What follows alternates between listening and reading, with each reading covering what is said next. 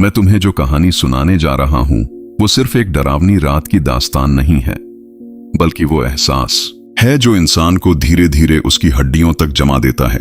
वो रात जो मैंने कभी सोची नहीं थी कि मेरे साथ बीतेगी। और अगर सच कहूं तो आज भी जब मैं उस रात को याद करता हूं तो मेरी नींद उड़ जाती है। मेरा नाम रोहित है और मैं दिल्ली के पास एक छोटे से शहर में रहता हूं। ये बात पिछले साल अक्टूबर की है, जब दिवाली की छुट्टियों के दौरान मैं अपने कॉलेज के दोस्तों के साथ एक ट्रैकिंग ट्रिप पर उत्तराखंड गया था। हम 4 दोस्त थे, मैं, अभय, विवेक और अमन। हम सबने सोचा था कि इस बार कहीं ऐसी जगह चलें जहां कम लोग जाते हों, ताकि प्रकृति को शांति से महसूस कर सकें। बहुत सोचने के बाद हमने एक पुराने लेकिन सुनसान हो चुके गांव पंगोठा का नाम सुना, जो नैनीताल से करीब 30 किलोमीटर अंदर डेंस जंगलों के बीच स्थित है और जहां अब कोई नहीं रहता। पहले वहां लोग रहते थे, लेकिन कुछ अजीब घटनाओं के बाद सबने वो गांव छोड़ दिया था। लोकल्स से पता चला कि वहां एक समय बहुत सुंदर और शांत जीवन हुआ करता था, लेकिन धीरे धीरे गांव में लोग बीमार पड़ने लगे, बच्चे खोने लगे और कई औरतों ने आत्महत्या कर ली। लोग कहते हैं कि वहां कुछ है जो इंसानों को अपनी ओर खींचता है और फिर उन्हें खत्म कर देता है। हमें लगा कि ये सब मनगढ़ंत बातें होंगी, क्योंकि भूत प्रेत जैसी चीजों पर मैं कभी विश्वास नहीं करता था। हम चारों ने अपने बैग पैक किए, टेंट, खाने का सामान, टॉर्च, कैमरे और कुछ हथियार भी रख लिए। वैसे ही जैसे किसी एडवेंचर फिल्म में दिखाते हैं, हमें पंगोठा तक पहुंचने के लिए 2 गाड़ियां बदलनी पड़ी और फिर 4 घंटे का पैदल रास्ता तय करना पड़ा। चारों ओर सिर्फ ऊंचे ऊंचे देवदार के पेड़, सन्नाटा और कभी कभी जंगली जानवरों की आवाजें। उस जंगल की हवा में कुछ अजीब सी ठंडक थी जो त्वचा के नीचे रेंगती थी, जैसे कोई अनदेखा हाथ धीरे धीरे शरीर को छू रहा हो। जब हम आखिरकार गांव पहुंचे तो वहां सच में कोई नहीं था, बस टूटी हुई झोपड़ियां, जले हुए दीवारों के निशान और मंदिर के पास की घंटियां जो हवा में खुद ब खुद हिल रही थीं। हमने वहीं एक साफ जगह देखकर अपना टेंट लगाया और खाना बनाया। शुरुआत में सब सामान्य था, लेकिन शाम होते होते माहौल बदलने लगा। सूरज डूबते ही एक अजीब गंध हवा में फैलने लगी, जैसे सड़ी हुई चीजों की, और हमारे टॉर्च की रोशनी जैसे कमजोर पड़ने लगी। विवेक ने बताया कि उसे मंदिर के पास एक लड़की दिखी थी, सफेद कपड़ों में, जो बस पल भर के लिए आई और फिर गायब हो गई। हम सब हंस दिए, सोचा वह थकावट में भ्रम देख रहा है। लेकिन रात करीब 2 बजे मेरी नींद खुली तो देखा कि अमन टेंट में नहीं है। मैं बाहर निकला तो देखा कि वो मंदिर के सामने खड़ा था और धीरे धीरे कुछ बोल रहा था। मैं पास गया तो उसकी आंखें पूरी सफेद थीं और होंठ खून से लथपथ। मैंने उसे हिलाया तो वो गिर पड़ा और बेहोश हो गया। अभय और विवेक को बुलाकर उसे टेंट में लाए, लेकिन उसके बाद जो हुआ उसने हमारी आत्मा को हिला दिया। अमन होश में आया, लेकिन उसने खुद को हमें नहीं पहचानने का नाटक किया। वो कहता रहा, तुम लोग कौन हो? मुझे घर जाना है, मां बुला रही है। और उसकी आवाज किसी औरत जैसी लग रही थी, जैसे कोई और बोल रहा हो उसकी जगह। हमने टॉर्च जलाकर सब जगह देखा, लेकिन मंदिर के पीछे एक गड्ढा था जिसमें ताजा मिट्टी भरी गई थी। हमने खुदाई की तो वहां से एक औरत की हड्डियां मिली और उसके बाल आज भी मिट्टी में थे। तभी मंदिर की घंटियां जोर जोर से बजने लगीं, बिना हवा के, और अचानक हमारे चारों ओर धुंध गिराई। टॉर्च बंद हो गई और फिर चारों दिशाओं से किसी के हंसने की आवाजें आने लगीं, जैसे बच्चे हंस रहे हों, लेकिन वो हंसी अंदर तक काटने वाली थी। हम टेंट छोड़कर भागे, लेकिन जंगल के रास्ते बदल चुके थे। जिस रास्ते से आए थे वो अब वहां था ही नहीं। हर जगह पेड़ों पर लाल धागे लटके हुए थे और नीचे मिट्टी पर किसी ने बड़े बड़े अक्षरों में लिखा था, तुमने उसे जगा दिया है। और तभी पीछे से एक आवाज आई, वही औरत की जिसकी हड्डियां मंदिर के पास मिली थीं। मेरा बच्चा कहाँ है? हम पलटे तो अमन हवा में लटक रहा था। उसकी गर्दन पूरी तरह मुड़ी हुई थी और उसका मुंह खुला था जैसे कोई और अंदर से झांक रहा हो। हमें समझ नहीं आया कि यह सपना है या हकीकत, लेकिन सब कुछ इतना साफ और असली लग रहा था कि भागने के अलावा और कोई रास्ता नहीं था। हम किसी तरह अंधेरे में टकराते हुए दौड़ते रहे और अचानक हमें सामने एक झोपड़ी दिखी, जहां एक बूढ़ा आदमी बैठा था, जिसने हमें अंदर बुलाया और दरवाजा बंद कर दिया। उसने कहा, तुम लोग बहुत बड़ी भूल कर चुके हो, यहां जो आता है वो खाली नहीं जाता। हमने पूछा कि वो औरत कौन थी तो उसने बताया कि कई साल पहले इस गांव में एक दाई रहती थी जिसकी बच्चा जनते हुए मौत हो गई थी। लोग कहते हैं कि वो अब भी अपने बच्चे को खोजती है और जो भी उसे दिखता है उसे अपना बना लेती है। तभी हमें आवाज आई, माँ। और झोपड़ी का दरवाजा अपने आप खुल गया। उस बूढ़े ने दरवाजा बंद करने की कोशिश की, लेकिन दरवाजा टूट गया और सफेद कपड़ों में वही औरत अंदर आई, आंखें खून से लाल और उसका चेहरा जल चुका था जैसे किसी ने आग में डाला हो। हम चीखते हुए बेहोश हो गए और जब होश आया तो हम तीनों अस्पताल में थे। अमन नहीं था। पुलिस ने कहा कि उन्हें वो कभी मिला ही नहीं, लेकिन हमें पता है कि वो कहां गया। उस मंदिर के गड्ढे में अब 2 शरीर हैं, एक औरत का और एक हमारा दोस्त अमन। और आज भी कभी कभी उसके नंबर से रात 2 बजे कॉल आता है, बस सिसकियों की आवाज और एक सवाल, मेरा बच्चा कहां है। अस्पताल से छुट्टी मिलने के बाद जब हम घर लौटे तो सब कुछ सामान्य लगने लगा था, लेकिन एक अजीब सी बेचैनी हर वक्त हमारे साथ चलती थी, जैसे कोई हमें हर पल घूर रहा हो, हमारे पीछे पीछे चलता हो। हम तीनों, मैं, अभय और विवेक, अलग अलग शहरों में रहते थे, लेकिन अजीब बात यह थी कि हमें हर रोज एक ही सपना आता था जिसमें हम उसी मंदिर के सामने खड़े होते थे और धुंध के बीच से वही औरत हमें देखती थी।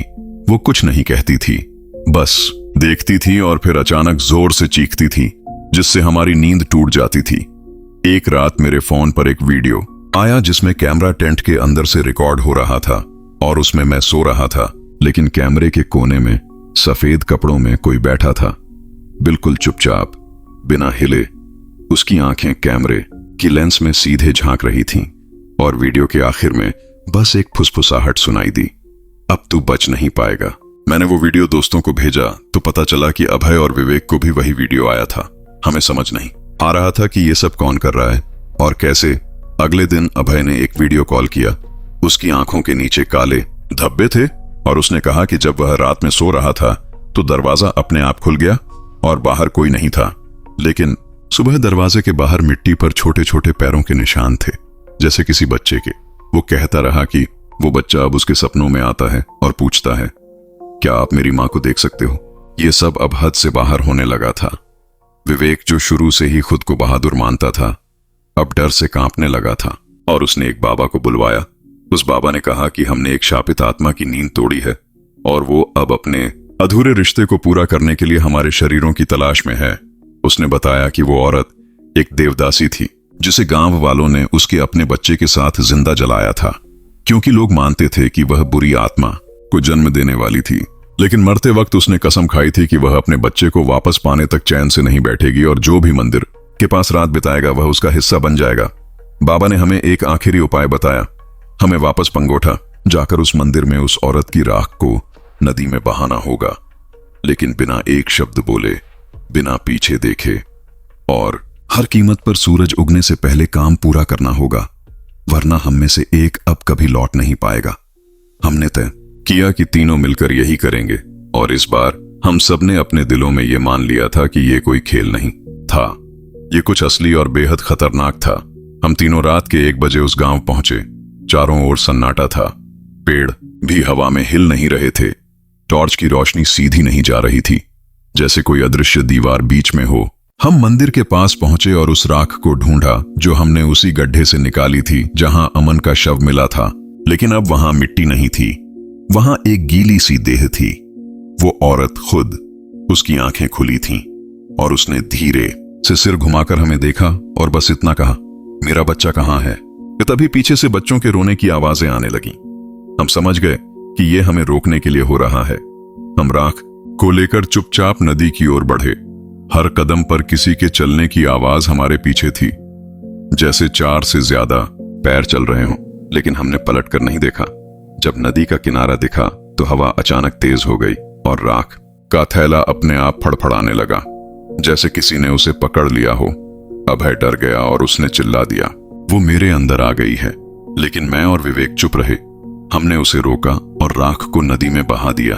तभी आसमान में बिजली चमकी और एक भीषण चीख गूंजी, जिससे पूरा जंगल थर्रा गया। अभय जमीन पर गिरा और उसके शरीर से धुआं निकलने लगा। वो कांप रहा था और उसके मुंह से बस एक ही बात निकल रही थी, माफ कर दो, माफ कर दो। सूरज की पहली किरण पड़ते ही सब शांत हो गया। हमने अभय को उठाया। उसका चेहरा बदल चुका था, जैसे उसने कुछ ऐसा देखा हो जो इंसान को भीतर से तोड़ देता है। जब हम वापस आए तो हमारी सांसें हल्की थीं, लेकिन एक सवाल अब भी हमारे दिल में था। अगर वो औरत चली गई तो वो बच्चा कहां गया? अगले महीने विवेक की मौत हो गई। डॉक्टर ने हार्ट फेल बताया, लेकिन मरते वक्त उसके हाथों में मिट्टी के खिलौने थे और उसकी दीवार पर कोयले से लिखा था, मैं अपनी मां को ढूंढ चुका हूं, आज मैं अकेला हूं।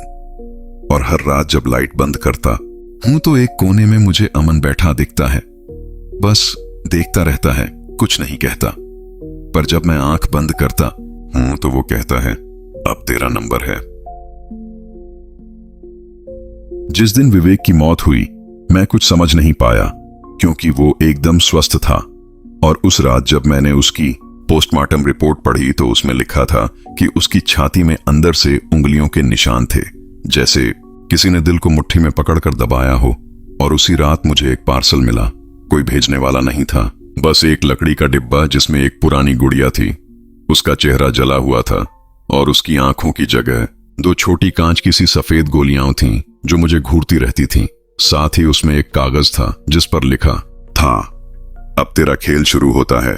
मैं समझ नहीं पाया कि ये किसका भेजा हुआ था, लेकिन जैसे ही मैंने गुड़िया को छुआ, कमरे की सारी लाइटें चली गईं, पंखा रुक गया, खिड़कियों की कांच अपने आप हिलने लगी और एक धुंध कमरे में भरने लगी। और उस धुंध में वो औरत खड़ी थी, पूरी जल चुकी, हाथ में वही गुड़िया और उसके पीछे एक बच्चा था, आंखें कोरी, बिना आवाज के बस मुझे देखता हुआ। तभी दरवाजा खुला और सब कुछ गायब हो गया। लेकिन अगले दिन से मेरी जिंदगी बदल गई। हर आईने में मैं अकेला नहीं होता, हर परछाई में मुझे एक और परछाई दिखती है जो मेरी नहीं होती। और अब तो नींद में भी किसी और की सांसों की आवाज आती है। मैं डॉक्टर के पास गया, उन्होंने कहा मुझे पीटीएसडी है।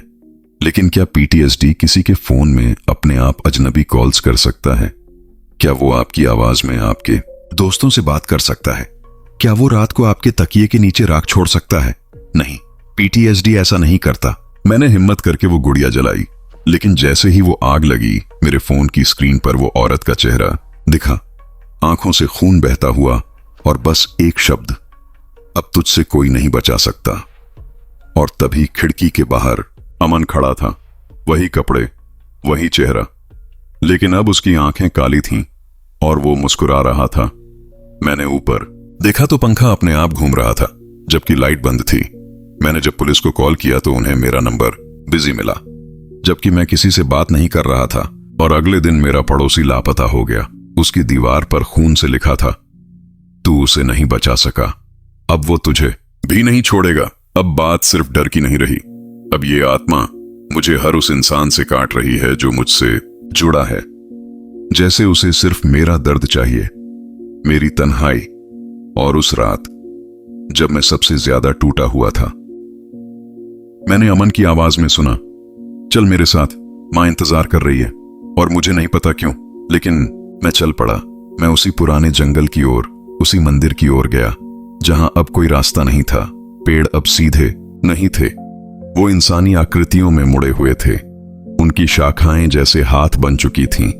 और वहां मुझे वो झोपड़ी फिर दिखी जो पहले जल चुकी थी, लेकिन अब बिल्कुल नई थी, जैसे कोई फिर से वहां रहने लगा हो।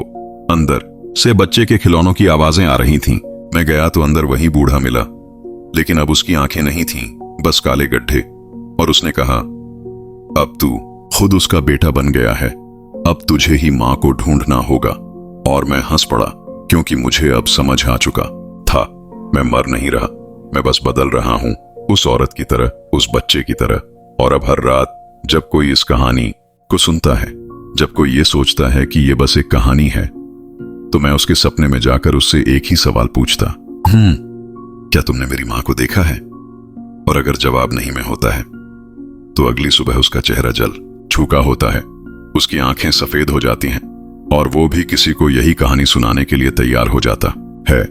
उस रात के बाद मैंने हर कोशिश की इस कहानी को खुद से मिटा दूं। घर बदल दिया, नंबर बदल दिया, शहर छोड़ दिया, लेकिन कुछ चीजें पीछा नहीं छोड़ती, जैसे अपनी परछाई, जैसे अपना गुनाह। और अब मुझे एहसास हो चुका है कि इस कहानी का कोई खत्म नहीं है, क्योंकि इस डर ने अब मुझे सिर्फ शिकार नहीं बनाया, मुझे इसका वाहक बना दिया। और जब मैंने इस डर को किसी और को सुनाया, सिर्फ हल्के से मजाक के तौर पर, तो वो इंसान अगले ही दिन गायब हो गया। उसके घर की दीवार पर वही जले हुए हाथों के निशान थे और एक दीवार पर लिखा था, शब्दों से खेलोगे तो साए तुम्हें निगल लेंगे। मैं थर्रा गया क्योंकि मुझे एहसास हुआ ये कहानी अब सिर्फ कहानी नहीं रही, ये एक संक्रमण है, जैसे कोई अदृश्य वायरस जो सुनने वाले को नहीं, महसूस करने वाले को पकड़ता है। और तब से मैं ये कहानी हर दिन रिकॉर्ड करता हूं, खुद से, मोबाइल के नोट्स में, माइक्रोफोन में, कागज पर। लेकिन जब भी मैं इसे दोबारा सुनता हूं, वो शब्द बदल जाते हैं, जैसे कोई और मेरे अंदर से बोल रहा हो, जैसे मैं नहीं रहा। उस दिन जब मैं नहाने गया तो आईने में अपनी आंखें देखी। वो मेरी नहीं थीं, वो खाली थीं, काली थीं, और मेरी मुस्कुराहट खुद मुझसे अजनबी लग रही थी। तभी पीछे से पानी के नीचे से किसी के चलने की आवाज आई और मेरे कंधे पर किसी ने हाथ रखा। पर जब पलटा, कोई नहीं था, लेकिन आईने में वो औरत फिर से थी, अब और भी पास, और उसके पीछे अब एक नहीं 3 बच्चे खड़े थे। और उन्होंने एक साथ कहा, अब हम पूरे हैं। मैं चीखा, दरवाजा तोड़ा, घर से भागा, लेकिन तब तक देर हो चुकी थी। मेरा चेहरा किसी और जैसा लगने लगा था, मेरी आवाज किसी और जैसी। अब जब मैं किसी से बात करता हूं तो वो 1 मिनट बाद कहता है, तू नहीं है, और कॉल कट कर देता है। एक रात मैंने अपनी ही आवाज में किसी को डरावनी कहानी सुनाते हुए सुना, पर मैं खुद सो रहा था। जब मैंने रिकॉर्डिंग देखी तो उसमें मेरी आंखें बंद थीं, लेकिन मेरा मुंह चल रहा था और वो कह रहा था, तू अगला है। अब मैं जान चुका हूं कि हर बार जब कोई इस कहानी को सुनता है और मन ही मन सोचता है कि अगर मैं वहां होता तो क्या करता, तो उसी पल वो कहानी उसे पकड़ लेती है। क्योंकि ये डर तुम्हें सुनकर नहीं डराता, ये तुम्हारे जहन में जाकर पनपता है। और जब तुम सबसे कमजोर होते हो, सबसे अकेले, तब ये तुम्हें अपने जैसा बना देता है। अब मुझे चेहरे याद नहीं रहते, तारीखें याद नहीं रहती, बस आवाजें सुनाई देती हैं। और अब हर रात जब कोई अकेला होता है और हेडफोन लगाकर मेरी ये कहानी सुन रहा होता है और डर की जगह जिज्ञासा से भर जाता है, उसी पल मैं उसके कान में धीरे से फुसफुसाता हूं, क्या तुमने मेरी मां को देखा है? और वो जवाब नहीं देता तो अगली सुबह वो आईने में किसी और को देखता है, और तब तक बहुत देर हो चुकी होती है। अब जब मैंने सब कुछ छोड़ दिया और एक पहाड़ी इलाके में एकांत में जाकर रहने लगा, तो सोचा था कि ये सब पीछे छूट जाएगा, लेकिन डर कभी पीछा नहीं करता, वो साथ चलता है, तुम्हारे अंदर घर बना लेता है। और अब हर सुबह जब मैं उठता हूं तो खिड़की के बाहर एक बच्चा मुझे देखता मिलता है, न हिलता है, न मुस्कुराता है, बस खड़ा रहता है। उसकी आंखें सफेद हैं, और जब मैं उसे नजरअंदाज करता हूं तो अगले दिन वो मेरी रसोई में होता है, और उसके पीछे वही औरत जिसके हाथ अब और लंबे हो चुके हैं, जैसे हड्डियां बढ़ गई हों। और हर रात जब मैं दरवाजा बंद करता हूं, वो दरवाजे के ठीक बाहर चलती रहती है, धीमे धीमे खुरचती हुई, और दीवार पर एक ही वाक्य हर सुबह लिखा मिलता है, अब और बचने का वक्त नहीं है। मैंने खुद को कैमरों से घेर लिया, सोचा रिकॉर्ड करूंगा, लेकिन कैमरों में मैं ही दिखाई देता हूं, हर जगह एक साथ, जैसे मेरी जगह किसी और ने ले ली हो, और असली मैं अब सिर्फ दर्शक रह गया हो। एक बार मैं अपने फोन से अपनी रिकॉर्डिंग सुन रहा था, वो वही कहानी थी जो मैंने यहीं तुम्हें सुनाई, लेकिन उस रिकॉर्डिंग में मेरी आवाज धीरे धीरे बदलने लगी, और आखिर में बस एक गड़गड़ाती हुई आवाज आई, अब इस कहानी को तुझे नहीं सुनाना है, तुझे खुद बनना है कहानी। और उसी रात मेरे दरवाजे पर दस्तक हुई 3 बार, ठोक ठोक ठोक, और जब मैंने झांका तो कोई नहीं था, लेकिन जमीन पर जली हुई मिट्टी में वो बच्चे के पैरों के निशान थे, और कुछ ही दूरी पर 4 छोटे कब्र खुदी हुई थीं। 3 उनमें बंद थीं और चौथी मेरे लिए खुली थी। अब मुझे समझ आ गया है कि मैं इस कहानी का किरदार नहीं रहा, मैं अब इसका सूत्रधार हूं। और हर बार जब मैं किसी को ये कहानी सुनाता हूं, मां की खोज शुरू हो जाती है, और अगर वो व्यक्ति इस बात को समझने में देर कर दे तो अगली सुबह उसकी आवाज मेरी जैसी हो जाती है, और धीरे धीरे वो भी मेरी तरह ये कहानी सुनाने लगता है, अपने तरीके से, अपने लहजे में। अब मेरी सबसे बड़ी डरावनी हकीकत ये नहीं कि वो आत्मा मुझे मार देगी, नहीं, अब सबसे बड़ा डर ये है कि मैं वो बन जाऊंगा जिससे कभी मैं डरता था। मैं आईने में खुद को पहचान नहीं पाता, मेरी तस्वीरों में मेरा चेहरा धुंधला आ रहा है, और पिछले 3 दिनों से मेरी खुद की परछाई मेरे साथ नहीं चलती, बल्कि वो मेरे आगे चलती है, जैसे मुझे रास्ता दिखा रही हो। और जब भी कोई नया इंसान मुझसे कहता है, भाई एक डरावनी कहानी सुनाना, तब मेरे चेहरे पर मुस्कान आती है। लेकिन अब वो मुस्कान मेरी नहीं होती और फिर मैं एक ही लाइन से शुरू करता हूं, क्या तुमने कभी महसूस किया है कि कोई तुम्हारे साथ चल रहा है लेकिन तुम उसे देख नहीं सकते? और उस इंसान की जिंदगी उसी पल बदल जाती है, क्योंकि अब वो कहानी उसमें घर कर चुकी होती है और अब ये कहानी भी तुम तक आ चुकी है। 3 दिन पहले मैंने इस डर से पीछा छुड़ाने की आखिरी कोशिश की। एक पुराना तांत्रिक मिला जो कहता था कि ये आत्मा नहीं बल्कि एक विरासत है, एक ऐसा श्राप जो कहानी के जरिए शरीर दर शरीर, आत्मा दर आत्मा आगे बढ़ता है। और अगर कोई इस कहानी को तोड़ना चाहे तो उसे मां को वापस लाना होगा। पर कोई नहीं जानता कि वो मां कौन है, कहां है या क्या है।